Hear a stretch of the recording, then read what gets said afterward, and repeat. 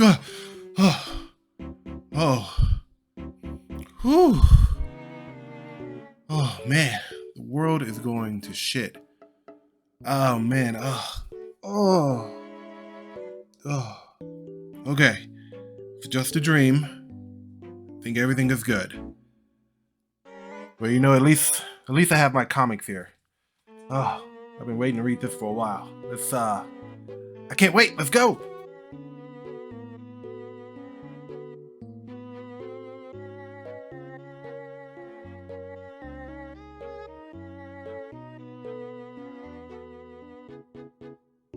Is Static Season 1 worth the read? Is it any good?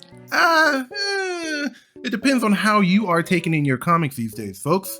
Hi guys, welcome back to my channel. Will at Heroic Studios here, giving you a breakdown and an overview and an objective review of Static Season 1 Milestone Returns. Now, if you go back months when this was first released, on my original Twitter account, I did an objective review on how I felt the first Milestone Rebirth. I think it was issue 0. Kind of rubbed me. There were some pros, there were some cons. Overall, I was gonna give it a shot and read it and see what my thoughts were all by itself. So there was a lot to kind of take in there, and a lot of people just didn't even bother buying the comic, which is really telling because as of late, DC Comics has been just destroying their sales. They're just going downhill from the gay Superman here, by whatever, I don't know, gay bi to me at this point people think it's the same shit. I don't really fucking know. And then you got Tim Drake over here who is apparently bi now or gay. Again, these people are conflating the two, so now they're the same thing.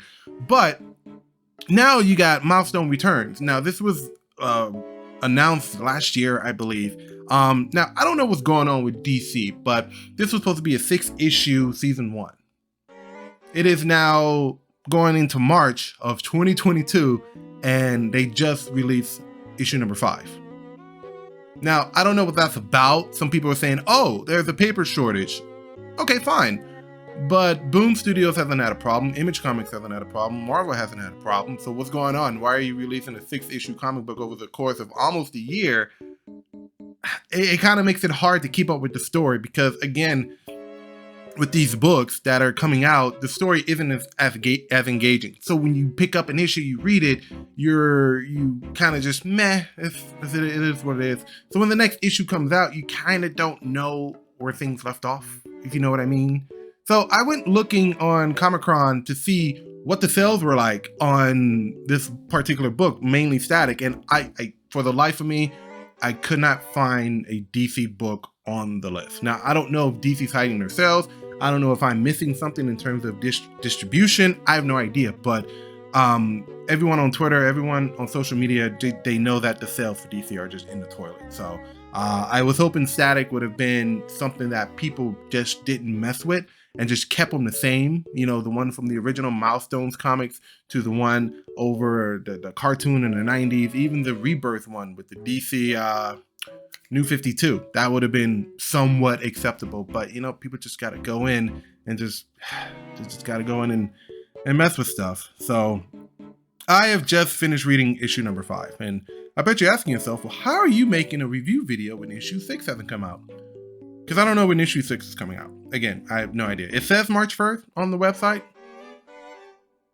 but we'll just have to wait and see because I don't really know. So I'm going to give you my 2 cents of this book now, and then when issue 6 come out, maybe I'll do another video explaining how it all ends, and we'll see if this book survives the cancellation process, which I think at this point it just might. So this book was taken, it was written by a chick named Ayala, what's her name? Vita Ayala. You guys may have heard of her. She's the chick that said no cis dude should apply for associate editor position at Marvel. So that kind of gives you an idea of who we're dealing with in terms of who's writing the stories for some of the most iconic characters. So it says that Vita Ayala is a queer Afro-Latinx writer out of New York City, where they live with their wife and cat sons. Okay. Yikes! That's gonna be a fucking yikes from me. Holy shit. So again, that kind of gives you an idea of what's going on here, of what we're dealing with. So yeah, now let's get into the comic. Now, like I said before, I did a objective review of this, of my first expectations, both on Twitter, and I did a video, I think last year when issue 0 came out, kind of going over my thoughts and expectations of the comic books. You can check out that video, link is in the description. So my thoughts and opinions of that are still the same. Nothing has changed, because we knew what DC was going to do with Static. We knew exactly where they were going to go with it, and we were not wrong. Now, I just have to point out that politics in comics, people have been arguing, politics hasn't been in comics. Yes, they have. They've been in there. Here's the definitive answer to both of those statements there. Politics have been in comics. The problem with comics today versus the comics of yesterday is that the politics and the propaganda wasn't thrown in your face.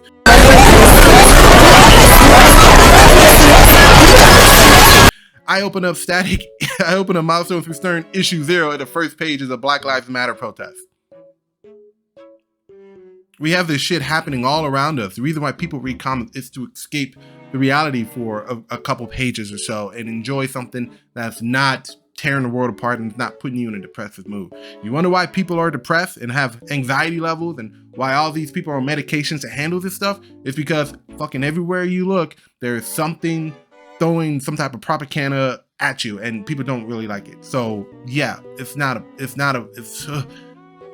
we don't like it. So propaganda in comics, yeah, and when it's expressed through subtlety. For example, the X-Men, that was a reflection of the civil rights movement. Okay, even Stan Lee came out and said it.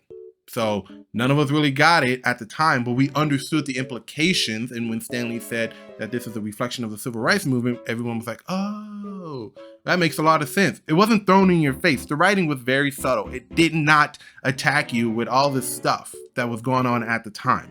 People, you need a little bit of escapism. That's all I'm saying. You just need a little bit of escapism. So in my previous video, I went back and I read issue number 1 and issue number 2 of the original Milestones Rebirth comics, which I have right here, issue 2 and issue 1. And I have others, but these were more important because of the content that I'm talking about at the moment. Now, in issue, and you can go back and check out what it is I said about, because I'm about to just basically repeat myself again.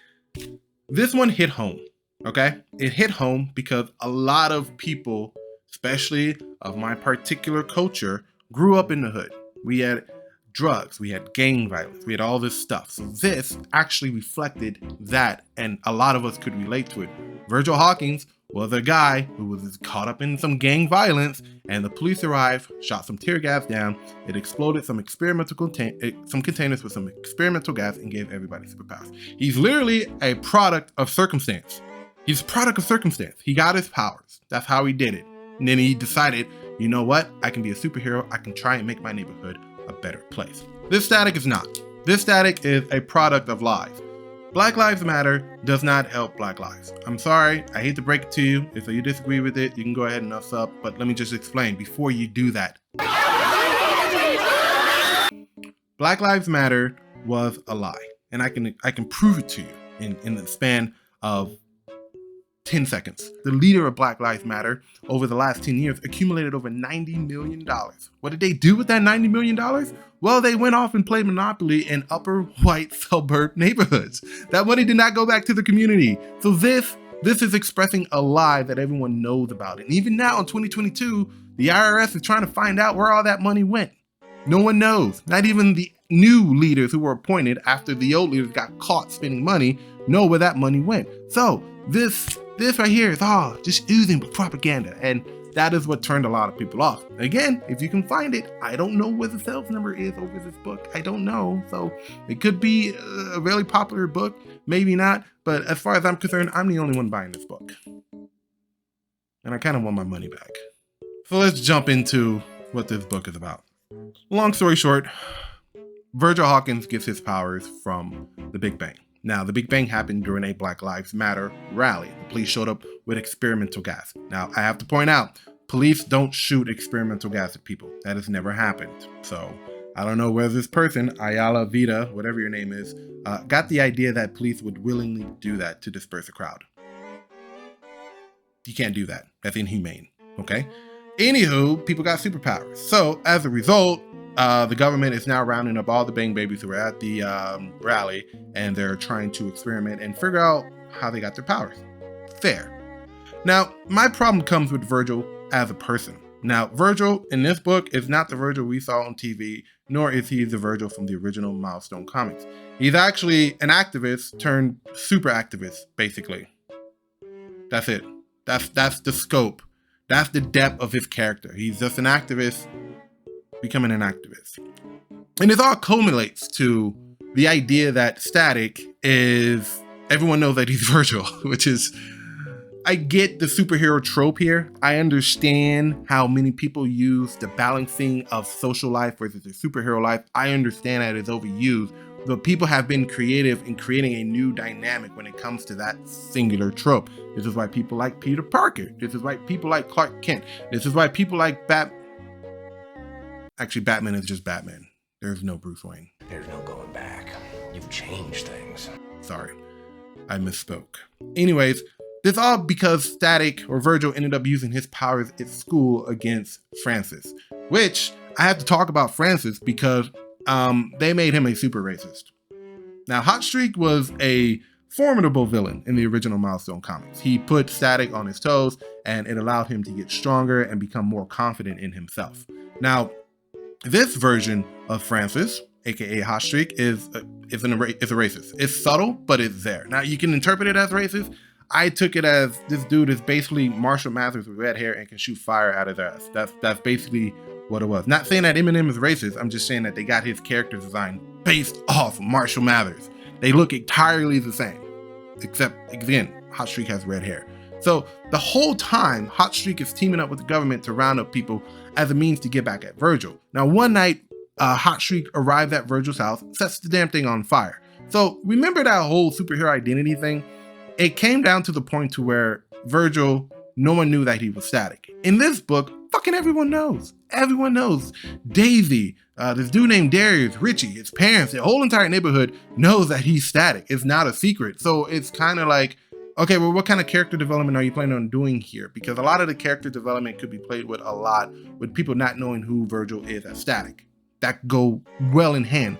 But you see, the writers, they didn't really plan on doing that. Their whole focus in this whole entire book was being an activist. We need to break out our people, who is all the bang babies who got infected by the gas. Coincidentally, most of them are black. So they are always using like terms like, we need to go save our people. We need to go get our people out. This is our community, blah, blah, blah. And it's just so overwhelming that you just kind of sort of forget about the story. So yeah, but going back to the story, Virgil ends up learning where all these people have been held, and he just goes in to break them out. Now, Virgil, if anyone remembers, I believe Dwayne McDuffie referred to him as swashbuckling. Yes, he called him swashbuckling, which means he's a wise guy. He's a wise talker. He talks a lot of trash when he's fighting. Now, the only time I saw this in action was when in issue number, I believe 5, towards the end or towards the beginning, Static starts talking a lot of trash to Francis.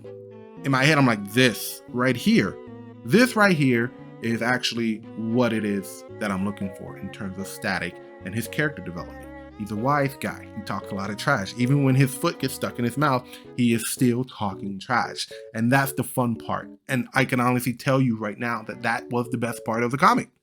That was the best part. 5 issues later and 2 pages ago, that was the best part of the comic. The rest of it is just oozing with just political nonsense. Now, I told you this was going to be an objective overview. So some of the pros, I got to go over the pros. The pros of the comic is the artwork. It's just the artwork. And even that is kind of meh in themselves. I don't really know who did this, but the artwork in some pages are great. The artwork in some pages are just like, oh, hurry up, we got to get this done. Just draw those stick figures in there and maybe doodle on them a little bit to make them look more fuller. Okay, some of the cells you couldn't really break down and understand what it was, but the artwork, I said it in my previous video, I said it in my tweet, and I'm saying it again. The artwork. Some of the cons, well, I just went over all the cons. The writer has no idea who Static is, and it wouldn't kill DC to hire writers who are familiar with the source material or make it a requirement that if you're going to write an iconic character like Static, the idea would be to, I don't know, maybe read some of the original Milestone comics, maybe watch the original series back. I think it's on HBO Max, actually. You can go online and watch it. Is it? I need to go check that out. Yeah. It's not hard for you to understand, but when you hire these writers who don't know how to spell Lois Lane, not Lewis Lane, Lois Lane, then you have a problem with people who do not understand your intellectual properties, yet you're having them write these characters and these stories with no knowledge of what came before. That's the issue with comic books, and this is still why manga is still dominating the comic book industry right now. It is.